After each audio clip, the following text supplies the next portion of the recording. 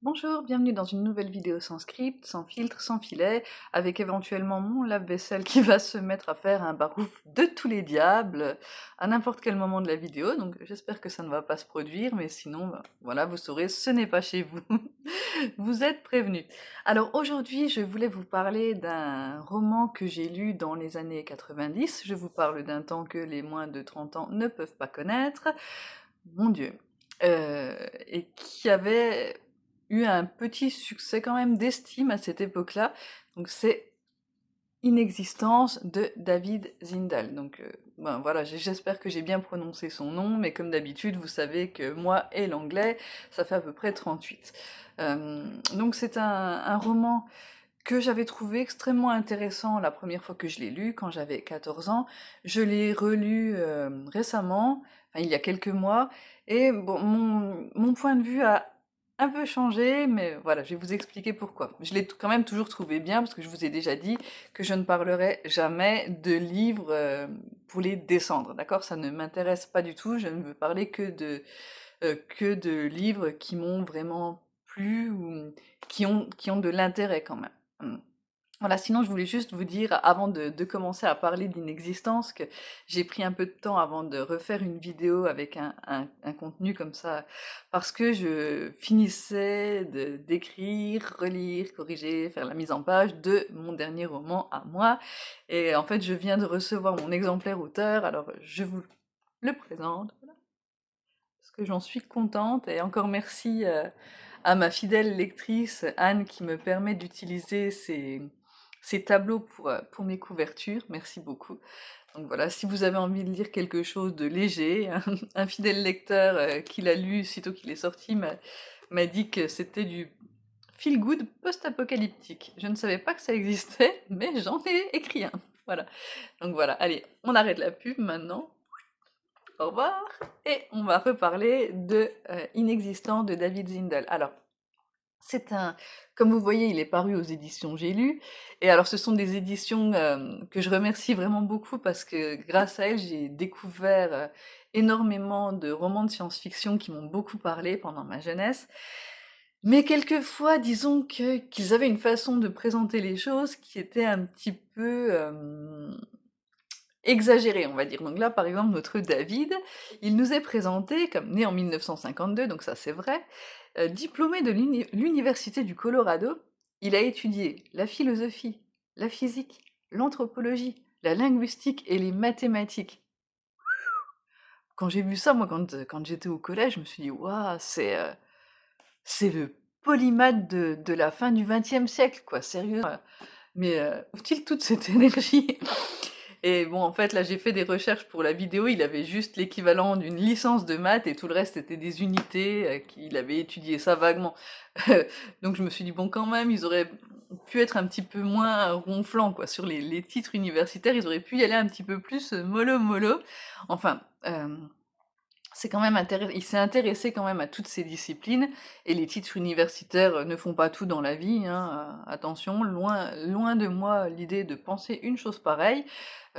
Donc c'est probablement quelqu'un qui a étudié énormément de choses en autodidacte, et chose que je trouve absolument remarquable et formidable. Donc c'est juste la présentation éditoriale qui m'a amusée un peu, en la comparant avec la réalité du fait. Hem, Ce livre, donc Inexistence, c'est le premier d'une série de 4 romans qui a été intitulé, donc je vais pas vous dire le titre en anglais, donc la traduction serait Un requiem pour l'Homo sapiens, hein, je me lance pas dans l'anglais, hein, on est d'accord. Donc, mais malheureusement en français, nous n'avons eu que Inexistence aux éditions J'ai lu, ensuite une autre petite maison d'édition l'a réédité et a édité le deuxième tome en 2 parties, en 2 volumes, et ensuite plus rien. Donc apparemment, en fait, le public français, malheureusement, le public français de science-fiction aurait été rebuté par les 750 pages du premier, la relative érudition de l'auteur. Alors moi, franchement, ça m'étonne beaucoup, parce que je trouve que le public de science-fiction français, en général, est plutôt fin et cultivé. Enfin, je dis pas ça pour rire, en plus, je fais beaucoup de blagues, mais là, c'en est pas une. Donc je me demande si c'est la véritable raison, je ne sais pas. Mais en tout cas, en français, on trouve encore celui-ci en bouquinerie, en brocante, sur des sites de, de revente en ligne. Mais pour la suite, eh bien, il faut lire l'anglais pour la connaître, donc bah, je ne saurai jamais de quoi il en retourne. Désolée pour moi, c'est la vie. On va quand même s'intéresser à celui-ci parce qu'il a quand même 750 pages qui sont quand même intéressantes. Alors je ne vais pas tellement vous parler de l'histoire, je vais vous brosser un tableau de la situation au début, et puis ensuite je vais vous expliquer en quoi ce livre est intéressant à lire, même encore aujourd'hui en 2026. Alors je ne vais pas vous cacher qu'il m'avait beaucoup plus enthousiasmé quand j'avais 14 ou 15 ans que maintenant que j'en ai 47. Non, je l'ai relu à 46 ans, hein.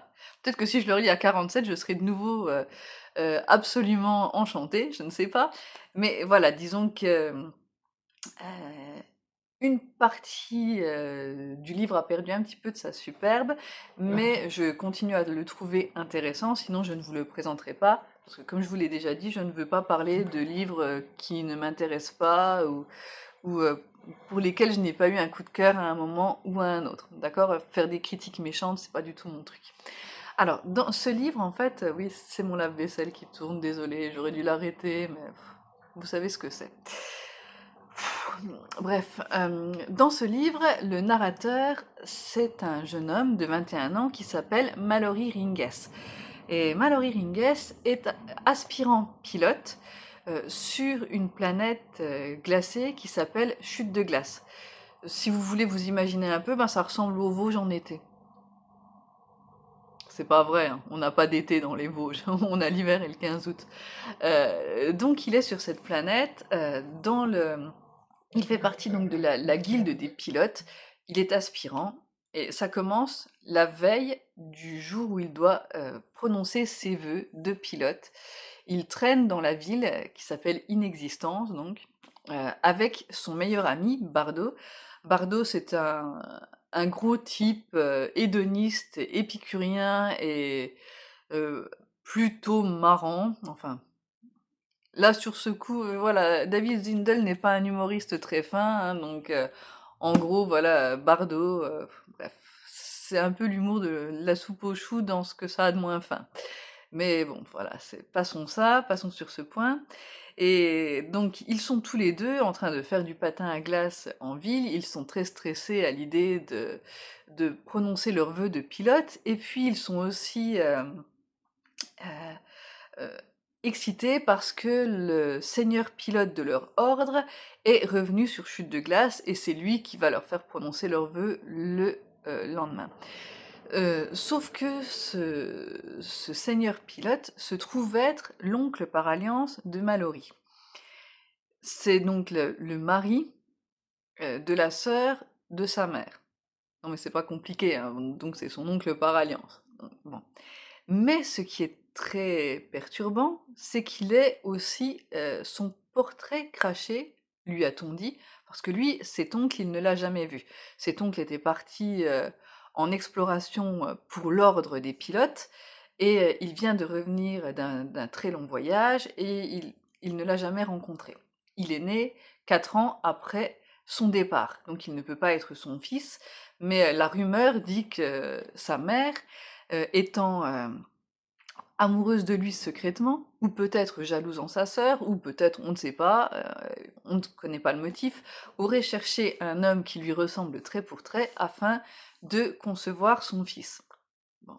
Donc Mallory a toujours vécu dans l'ombre de cet oncle mystérieux et qui a eu une influence sur toute sa destinée, y compris sur sa naissance, et il lui tient, sans le connaître, une certaine rancune du fait d'avoir toujours été traité de bâtard et d'avoir été la cible de colibets à cause de sa ressemblance étrange avec cet oncle.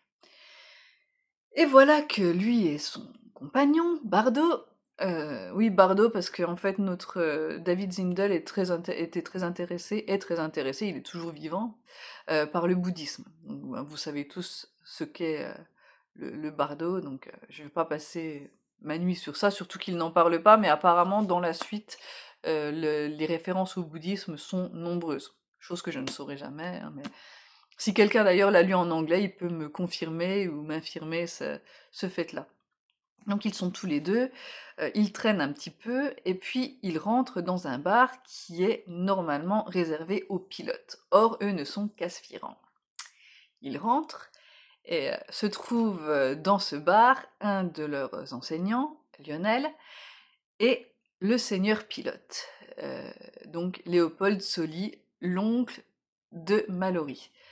Et là, bon, ils commencent, leur professeur, donc Lionel, commence par leur dire de fiche le camp, mais finalement ils restent et ils commencent à discuter. Mallory est vraiment très perturbé par sa ressemblance avec Sully, parce que vraiment là, il lui ressemble vraiment trait pour trait, et c'est vraiment quelque chose qui le dérange beaucoup.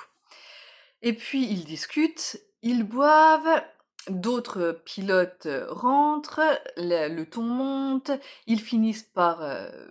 en fait, Mallory commence à boire du scotch qu'il n'avait jamais bu de sa vie, il a 21 ans, il perd un petit peu le contrôle, une bagarre générale s'ensuit, euh, et dans la bagarre, très intelligemment, il casse le nez de son oncle en lui envoyant un coup de poing dans la figure.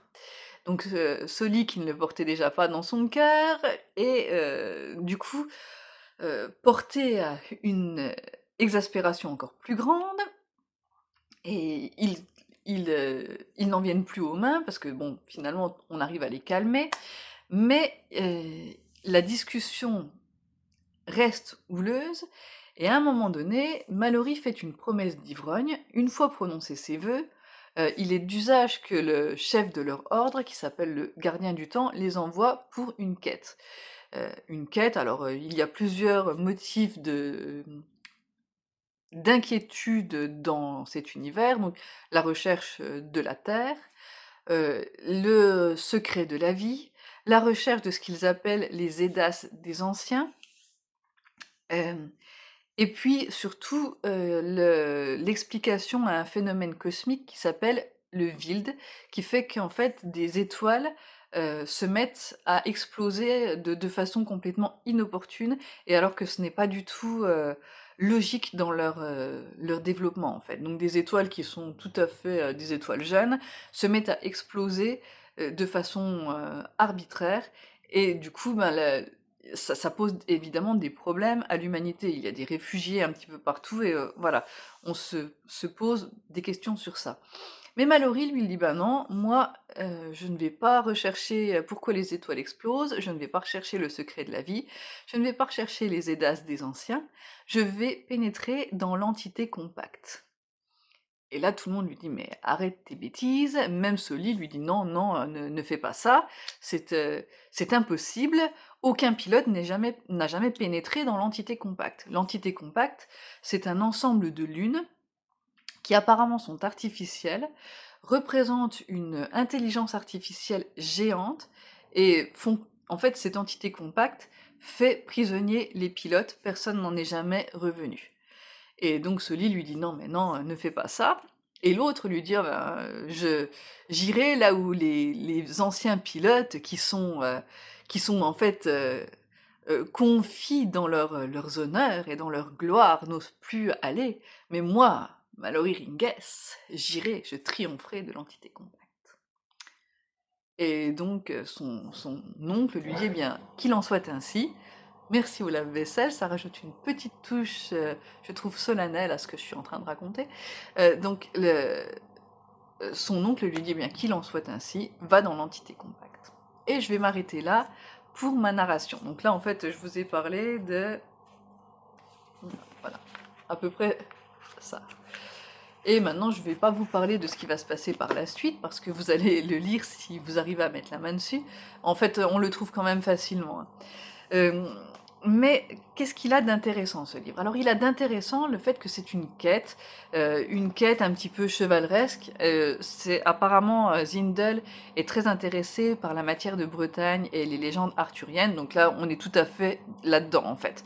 Donc avec Léopold Soli qui serait le roi Arthur, sa femme Justine qui serait Guenièvre, et bon bref, sauf que c'est vachement moins rigolo que Camelot, et ouais non, je sais.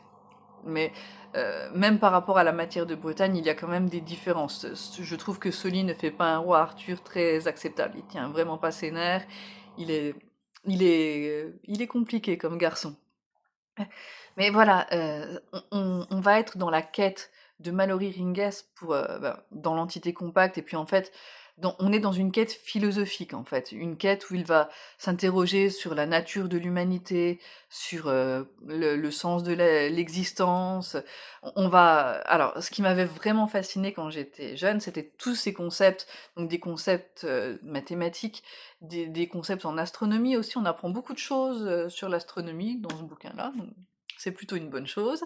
Des concepts philosophiques, donc je vous ai parlé tout à l'heure du fait qu'il était intéressé par le bouddhisme, donc on a beaucoup de considérations sur la nature de la conscience, la nature de l'esprit humain ou non humain, la nature de la pensée, des souvenirs, des rêves, la nature de la propre conscience de soi, de l'identité. Voilà.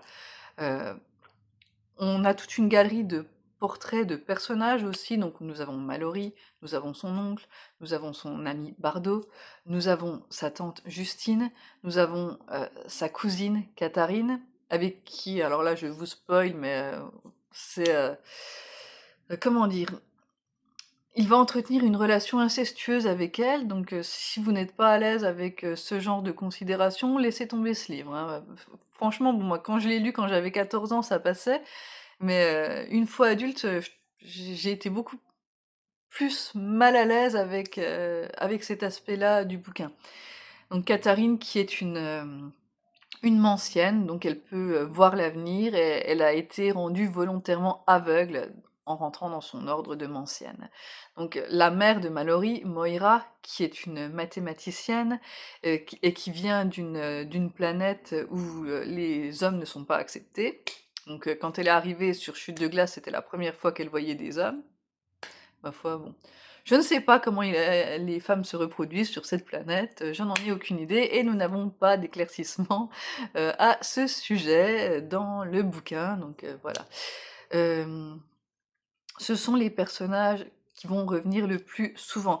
Nous avons aussi quelques races extraterrestres, nous avons des sociétés humaines un petit peu différentes. Par exemple, à un moment donné, les Alaloïs, qui sont des gens qui ont fait régresser leur ADN de façon volontaire afin de redevenir en fait des primitifs qui vivent sur chute de glace dans des cavernes.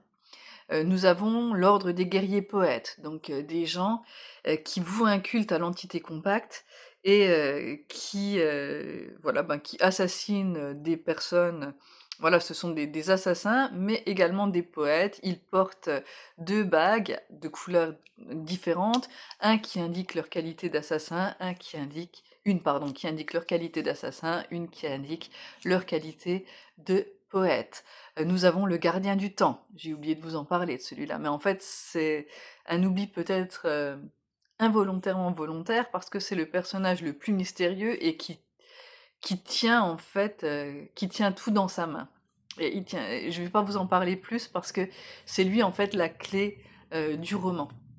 Donc vous en parler plus en fait serait du divulgachage un petit peu extrême. Donc le gardien du temps, on le laisse. Voilà, donc donc tout ça, c'est en fait toutes ces toutes ces considérations, l'histoire en elle-même, tout ça, ça m'a bien plu. Qu'est-ce qui ne m'a pas plu? Bon, bah, le personnage de Mallory Ringes, hein, il est imbuvable. Alors quand vous avez 14 ans, bah, vous lisez en fait, d'une façon peut-être un petit peu naïve et vous prenez les choses comme elles viennent. Mais quand vous êtes plus âgé, donc vous vous dites: non, mais rien ne va, rien ne va». Je me dis: «Mais comment il peut être pilote ce mec? Il tient pas ses nerfs, il tient pas l'alcool». Bon, pas tenir l'alcool, mais voilà, dès qu'il boit un petit peu, en fait, il devient fou. Comment on peut confier le pilotage d'un vaisseau spatial à un type qui n'a aucun self-control? Son oncle, ce n'est pas mieux, hein, c'est le même, en plus âgé, donc un personnage qui est aigri, qui est mesquin, ouais, aucun ne sait exprimer ses sentiments là-dedans, comme ça, c'est bien simple. Hem Aucun n'a fait un minimum de ce qu'on appelle aujourd'hui le développement personnel. Non, non, ils sont tous bruts de décoffrage comme ça et puis ils se laissent porter par leurs émotions, les plus brutes, hein, donc la jalousie, l'orgueil, quoi. Mais d'ailleurs, c'est jamais des choses trop élevées, hein, on est toujours et vraiment dans une énergie de colère, massivement. Donc ça, je trouve que c'est très difficile à supporter, surtout que, ben, on est dans la tête de Mallory et du coup, on supporte, toutes ces petites bassesses, toutes ces mesquineries, toutes ces considérations, sur les autres qui sont souvent, Heu, voilà, pas très, comment dire? Autant au niveau des concepts philosophiques, il est très fort, autant pour la psychologie, là, c'est c'est 0. Donc voilà le petit bémol que j'avais à apporter, sur ce livre. C'est quand même un gros bémol puisque du coup, c'est le personnage principal qui est, à mon avis, imbuvable, mais bon. Qui suis-je pour juger? Sinon, la couverture, bah, ne représente pas du tout Mallory, hein, il ressemble pas du tout à ça. Il a l'air d'avoir 21 ans, ce Gugus là. Non. Puis ça a l'air d'être une planète, glacée? Non plus. Mais bon, voilà, ça passait. Donc je voulais terminer sur cette petite blague. Donc je suppose que ce type-là, c'est le guerrier poète. Par contre, la ville, je sais pas du tout où est-ce que ça peut être, parce que là, on a l'impression qu'on est plutôt dans Dune, mais voilà, pas du tout. Donc, ça se passe vraiment majoritairement soit dans l'espace, soit sur une planète glacée, donc ça ne ressemble pas du tout à sa couverture.